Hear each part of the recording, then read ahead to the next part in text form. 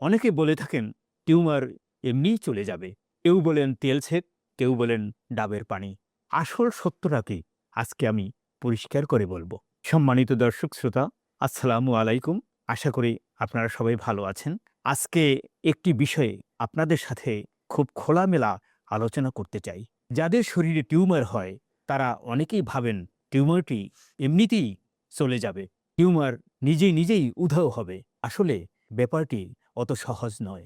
Lipoma, fibroma এগুলো অনেক সময় বছরের পর বছর শরীরে থাকে, কিন্তু পুরোপুরি সেরে যায় না। এগুলো নিজে নিজে কখনো উধাও হওয়া সম্ভব নয়।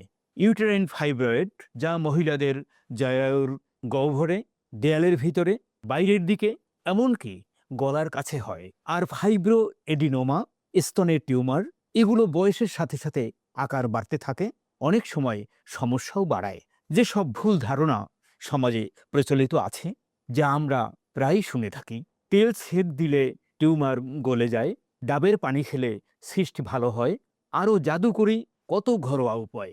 আসলে এসবের কোনো বৈজ্ঞানিক ভিত্তি নেই, বরং ভুল চিকিৎসায় টিউমার বড় হওয়ার ঝুঁকি বাড়ে। এখন প্রশ্ন হলো, তাহলে কি করবেন? আমার পরামর্শ হলো, প্রথমে সঠিক পরীক্ষা করুন। তারপর টিউমারটি বিনাইন না মেলিগন্যান্ট সে ব্যাপারে নিশ্চিত হন। আপনাকে আমাকে সবার আগে জানতে হবে টিউমারটি কোন ধরনের, বিনাইন না মেলিগন্যান্ট। বিনাইন হলে হোমিওপ্যাথিতে খুব সুন্দরভাবে গ্রোথ কমাতে পারে, সাইজ ছোট করতে পারে।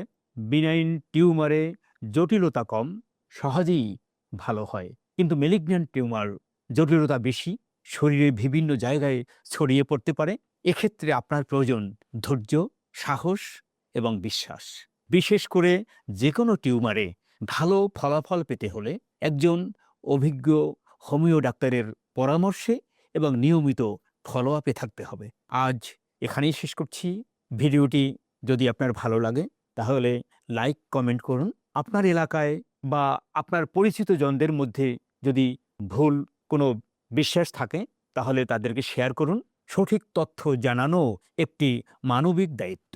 আপনার প্রশ্ন থাকলে কমেন্ট করুন, আমি উত্তর দেওয়ার চেষ্টা করব।